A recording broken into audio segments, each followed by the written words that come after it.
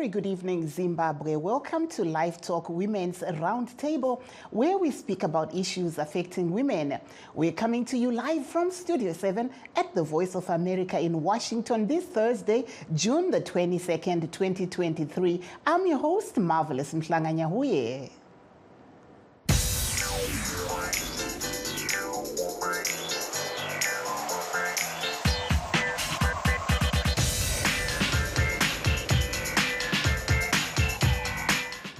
And tonight on the Women's Roundtable, we're discussing about the participation of women in the forthcoming general elections to be held on August the 23rd, as some female candidates vying to run for the presidency and parliamentary seats are complaining about the high nomination fees charged by the Zimbabwe Electoral Commission to get their names on the ballot. Some female candidates failed to raise the US $20,000 to register as presidential candidates for this year's general elections. Some say they were unable to transfer the money due to bank machines that were not functioning well. But before we delve into this hot issue, let's take a look at what is happening in Uganda, where Palaroinya refugee settlement is reporting high numbers of suicide and suicide attempts by the people who live there. Organizations and individuals who work with the refugees say denial of food and a failure to meet basic needs are the main causes. Halima Anthumani reports from Obongi district in Uganda. Since the start of this year, the Lutheran World Federation, a non-profit working with refugees in the Palaroinya settlement in Uganda's Obongi district, has recorded 1 suicide and 20 attempts by refugees. 18-year-old James Wubam came to Palaroinya with his uncle. He says his uncle's wife would deliberately deny him food. He also said he found it difficult to ask his uncle for basic needs, including school requirements. He doesn't have any siblings to share these issues with, and this has put him in a deep depression. I thought of hanging myself. I went to a local club with my friends and consumed some alcohol. When I got home, I contemplated suicide.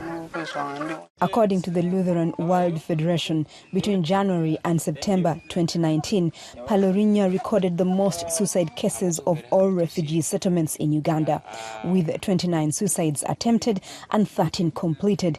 In 2022, the Federation says 1 suicide and 45 attempted suicides were reported in the settlement. Isaac Oturi, a clinical psychologist with the Lutheran World Federation, says most of the 20 suicide attempts so far this year involved young people triggered by unmet needs. In a settlement here, their hands are tied. You survive only on the given items. Now you can't make it for yourself. Now to make it worse is that even those who are in position to work, there's very few or less or minimal livelihood opportunities that would help them to earn a better living. Of the more than 1.5 million refugees in Uganda, most of whom come from South Sudan, Palaroinya hosts 123,000. In July, the World Food Programme will begin targeting food and cash aid to refugees based on need. Fearing they will be left to fend for themselves, some refugees have considered suicide. Michael Gale said that when he found out that his name was listed under those whose families would not get food, his wife left him. Left to fend for 4 children, he contemplated a quick escape. They will call you Baba when they want to eat, but there is no food, there is nothing. I cannot go find labor work from people. I sit in one place. It is too much, and it is better for me to hang myself. To ensure each case is attended to in time, agencies have set up para-counselors, also known as suicide gatekeepers. Para-counselor Dianga Betty Kenyi says they have to depend on second parties to get help for those attempting suicide. The neighbor will run to us and give us that information, and then we go and access how the client is. With little funding and just 1 clinical psychologist in the settlement, many victims do not get the support they need. Halima Athmani for VA News, Obongi District, Uganda. In the last presidential elections, 4 women were on the ballot, and these were former Vice President Joyce Mujuru, People's Rainbow Coalition, former Deputy Prime Minister Thokozani Kupe, who was then with the MDCT, Violet Mariacha, who was with the United Democracy Movement, and Linda Masarira of LEAD. However, the decision by the Zimbabwe Electoral Commission, with the approval of the Minister of Justice and the ruling ZANU-PF super parliamentary majority to raise the nomination fees from 1,000 to 20,000, forced female presidential candidates to be not on the ballot. Aspiring presidential candidates Elizabeth Valerio of the United Zimbabwe Alliance and Linda Masarira of LEAD told Studio 7 that their papers were rejected at the nomination court yesterday, when they went there, and they are still in the process of trying to clarify some of the issues. Addressing journalists in Harare today, ZANU-PF political commissar Mike Bima told Studio 7 that the ruling party was pleased with the nomination process and managed to register all its candidates. He also said his party had managed to get 53 seats at ward level as the opposition failed to field candidates in some wards. Let's hear what he had to say.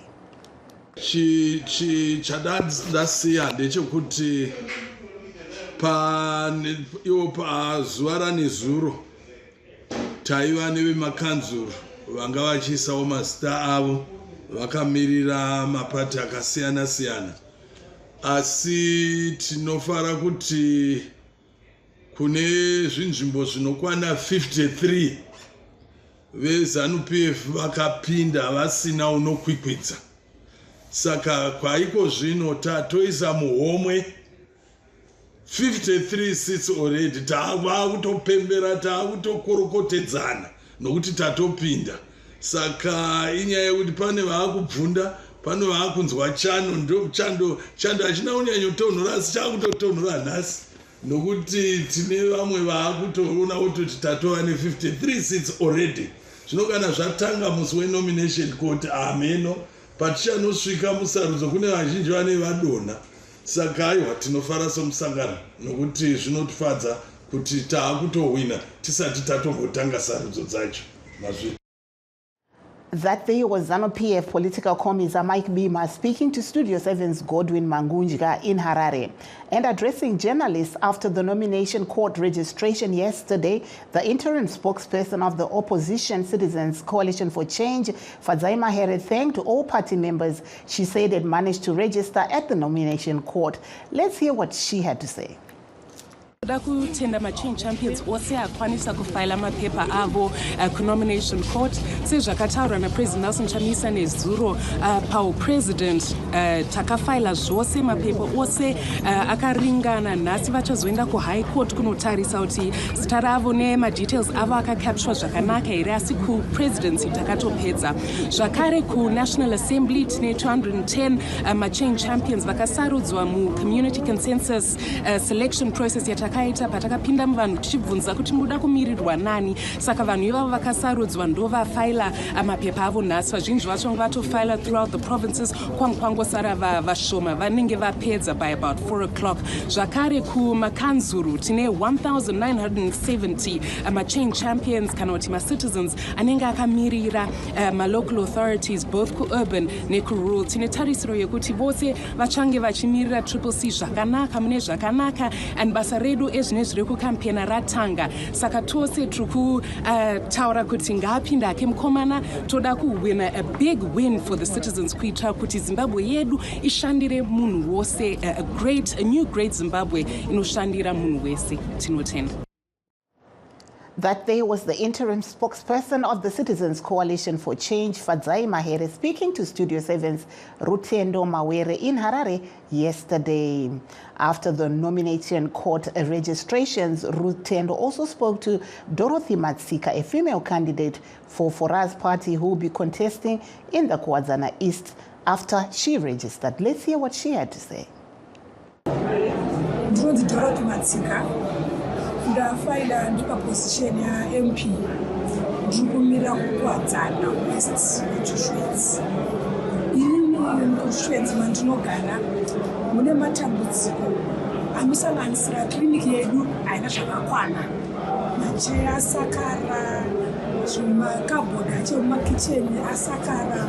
Saka zvimwe zvezvinhu zvokuti kutarisira kuti izvozvo ndizvo ndakafanira kuzvigadzirisa, nekuti kana chipatara chakasakara, even the staff inenge irimo haifari kushandisa zvinhu zvakasakara, ende clinic haifanira kuita zvinhu zvakasakara, hainakidzi kana kutarisa. Maroads edu haana kumira zvakanaka, nekuda kweikonomi isina kumira zvakanaka. Vana kuchikoro chaivatumira vachienda vachipasa, asi havana chokuita, havana kwokuzoenda. Zvakuita kuti vana vedu vapinde mumadrugs. And that there was Dorothy Matsika, a female candidate for Fora's party who will be contesting in the Kuwadzana East. Presidential candidate Linda Tsunga Masarira of opposition lead said she has taken her issue to court after failing to get registered yesterday at the nomination course. Let's hear what she said earlier on today. Mapepa angu akagamuchirwa nenomination court yeZeki nezuro, zvakare vakarongedza. Chasara chiri kuda kuitwa ndechekuti ndikwanise kubhadhara, sezvo ndakatadza kubhadhara nekuti mari yacho yakawandisa, yakanga isingatumirike nezipiti kana swipe yavaigamuchira nezuro.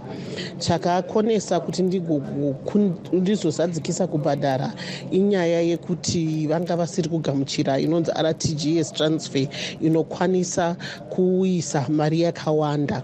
Saka saizvozvo zuva ranhasi ndaudza gweta rangu kuti riitire inonzi agent high court application, tichikumbira high court yeZimbabwe kuti ipe ZEC donzvo rekuti vatibhadharise neRTGS yacho. Saka nyaya yekubhadhara chete ndiyo yasara. Tinongovimba kuti dare guru redzimhosva high court richagona zvakare kupa iyo mashoko kuZEC vekuti tibhadhare nemari yedu yemuno muZimbabwe neRTGS transfer. That there was Linda Masarira in Harare of LEAD.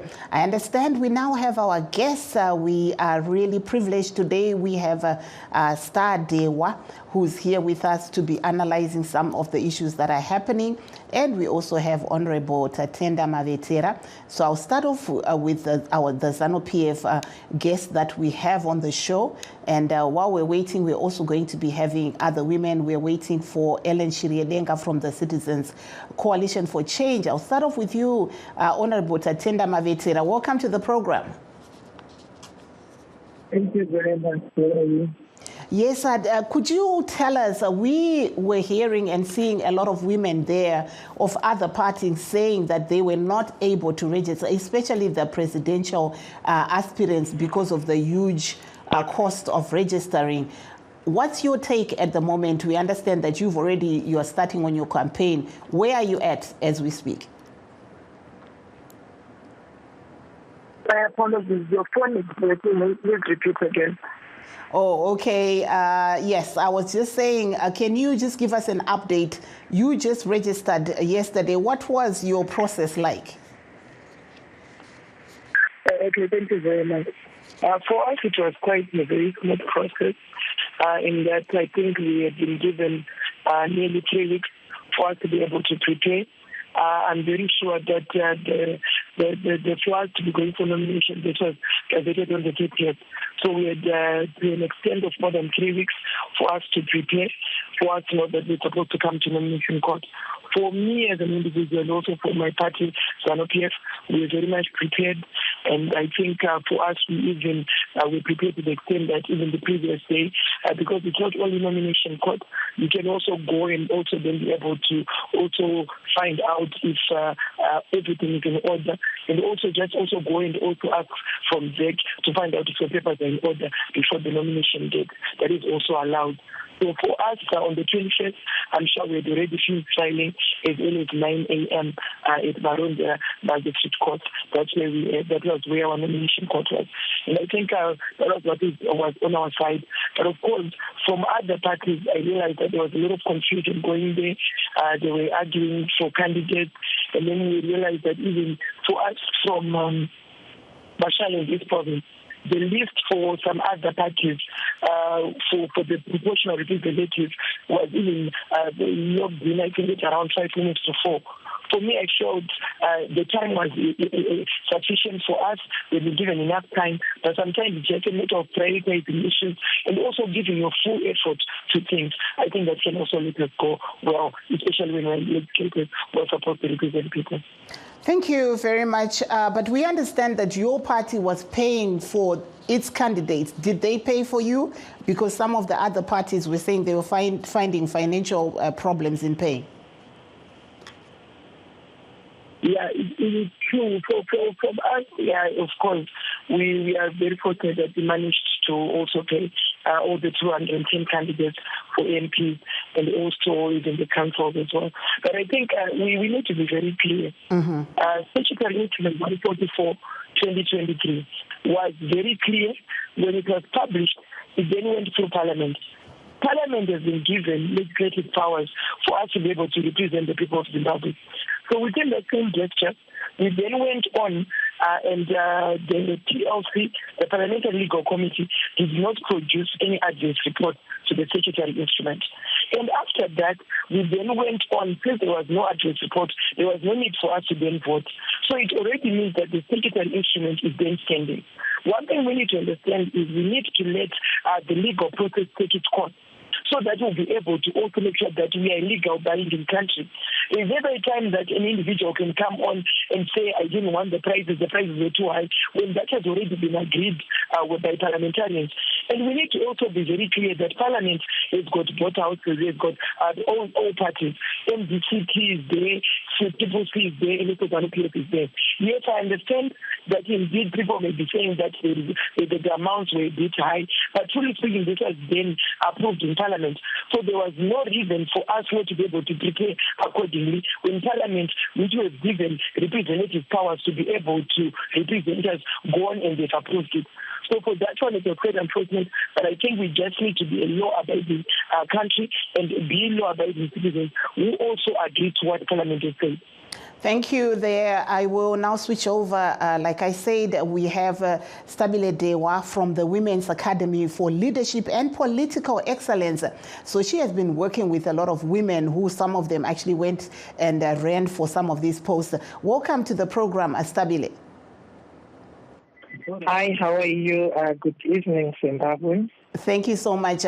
We've had a lot of grumblings, especially from female presidential candidates, saying that some of them were not able to register because of the prohibitive cost. But we know that you've been working with a lot of women and trying to prepare them for these decision-making positions. What's your take?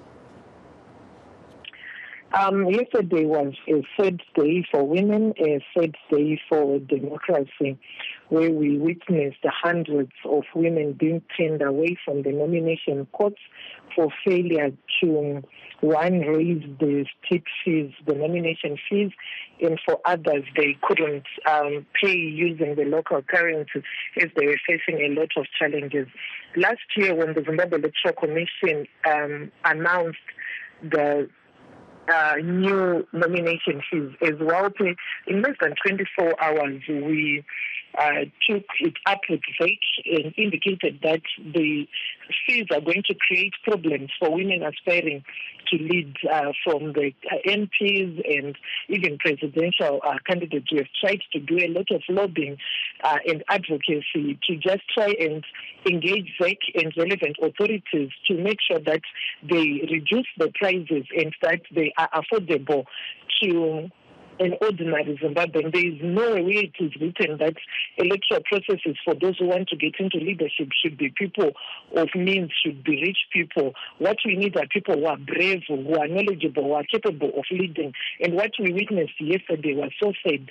In 2018, we had 5 women presidential candidates who showed up to contest, which was a record number since independence. But unfortunately, as of yesterday, close of nomination court, not even a single woman had managed to lodge their nomination papers. We didn't sleep the whole night trying to see how best we can assist these presidential candidates. There is President Linda Masarira from LEAD and also Elizabeth Valero, and we have tried to link Ms. Valero with Zimbabwe Lawyers for Human Rights to see if she can be assisted. Then today we saw a notification from ZEC that those who failed to lodge yesterday should be able to do so today. So we are not sure as of now whether they've managed to do that. But this should not be allowed to happen. Already ZEC is bending rules for political parties. What is going to happen if they do the same in terms of election results? Who's going to stand and question if they continue on this path? Thank you very much. And I understand we actually have one of the female presidential candidates who we're trying to reach, Linda Masarira of LEAD. Welcome to the program, Ms. Masarira. What's the update now? Have you been able to register?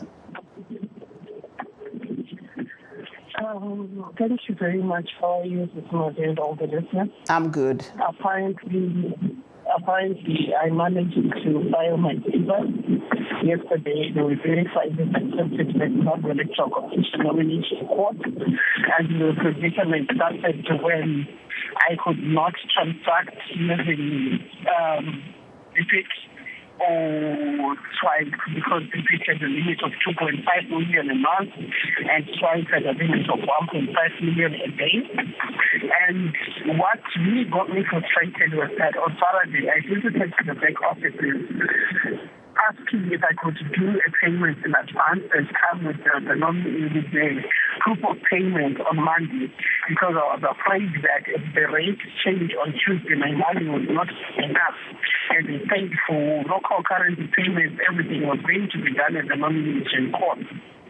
So when I was given the yellow paper that was scribbled allowing me to pay, the account queued and said, I cannot do the RTGS transfer because it would not reflect by midnight yesterday. Because after I submitted my papers, I inquired on how much it was for the nomination fees, and when I was told about that, I actually wanted to go to the bank and did the RTGS transfer, and they told me that I had to wait for the papers to be signed first and accepted for me to make a payment. So it was a very hectic and tiresome process because they had their own procedures that they wanted us to follow. And afterwards, you want to make the payment, you're told that it won't reflect by midnight, was already closed. And I was also seeing the Valeria team that had proof of payment for RTGS transfers, which were being rejected. So I did not find any motivation whatsoever to continue with making the payments. And then today, when I actually instructed my lawyer through the MHR to do mitigation and appeal on our behalf, he actually said that we've got 4 days to appeal, and he had worked on the papers, which are supposed to be filed tomorrow. We saw if they saying those who failed to get their payments done yesterday should come to ZEC and do their payments. That was about 3:30 when I saw the statement posted around 3:30 by ZEC. And I also think that they did not do due diligence because they posted something at 3 with a deadline of 4 p.m. And when social media went erratic about it, they moved to 5 p.m. But by the time I got to the nomination court, I found them, they had already paid. And they were not even aware that ZEC had issued such a statement. Wow. I had to call the CEO, Mr. Slaibwana, who advised me after I explained my situation that I was not in the category of the people that they had actually called for to come before 5 p.m. So thank you so much. I am now, and I advised my lawyer, and my lawyer said we are going to continue with the High Court appeal tomorrow morning. Thank you so much. There we were hearing from Linda Masarira of LEAD, just giving us an update as to what happened to her case. So far, from what we're seeing, there is no female presidential candidate yet on the ballot. As we can see, because Linda is one of the female presidential candidates. I'll come back to you, Honorable Mavetera. Timbonzwa kuti saka imi zvamira zvakadai kuti makaregister, maakuzoita sei manje?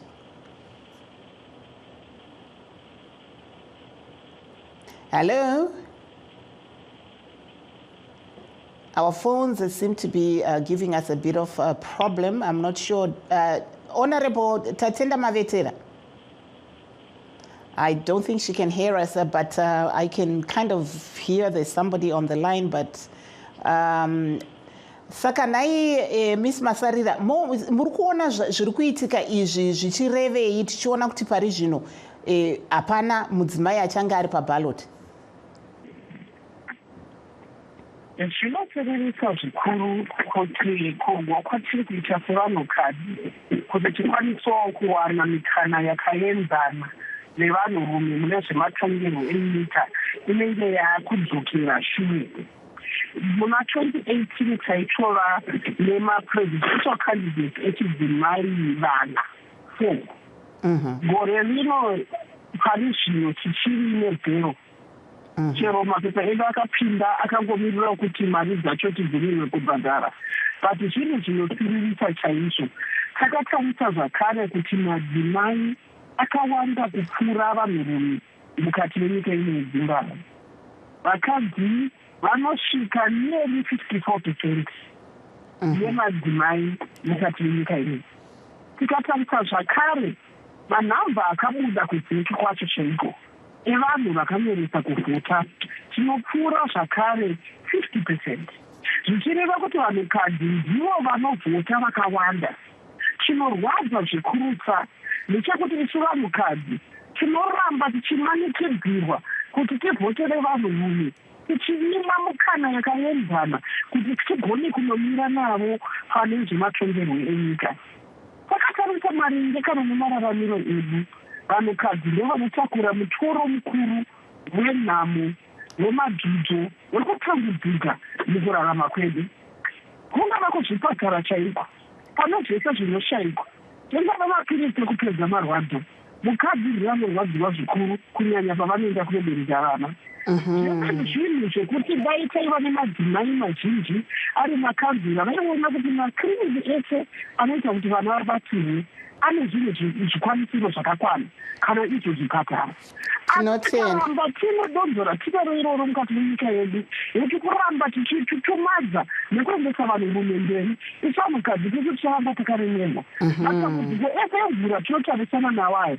Dai vakadzi vakawanda makanzuri kana muparamende kana variwo vaminista elocal government acho handifungi kuti taitopedza makore ese akapedzaya tine matambudziko emvura. Aiwa, thank you so much there. Regai timboenda timbopa Tatenda Matevera Mavetera. What's the way forward now? You have paid. What are you going to be doing next? For me now, tomorrow, the day after tomorrow, on the 24th, our party is LPF, led by Dr. Edwin Mandagwa. We're going to be launching our campaign in Chipinge. So as soon as we finish that campaign, we'll go, all of us, all the constituencies, will start working. For me, that's what I'm going to be doing. I'm just going to be coming up also in line with our manifesto. We are also going to launch our manifesto. So then for us as a party, we then have to also take it and also be able to make sure that it cascades down to every other citizen. When we are campaigning in our party, we are campaigning as Team LPF. It's not about any individual, but we are campaigning for us as a party, meaning that we are campaigning for the president, the MPs, and also the councillors. That's what we've always done in all the years, and I'm sure this year is going to be fully implemented in line with what the Excellency's managed to do in terms of... Thank you so much. Thank you so much there. We were hearing from Tatenda Mavetera of ZANU-PF, and we also heard from Linda Masarira of LEAD. We were waiting to hear from Ellen Shiriedenga of the Citizens Coalition for Change. I have a WhatsApp message where she's saying, I'm waiting for the call, but I think the lines to Zimbabwe have just been down, and we also tried to call Barbara Gwangwara of the CCC for their comment, but would also like to thank, we had here with us Stabile Dewa from the Women's Academy for Leadership and Political Excellence. And thank you to all those that were live streaming with us. Let's meet again tomorrow. I'm Marvelous Mhlanga Nyahuye here in Washington, D.C., saying have a very good night.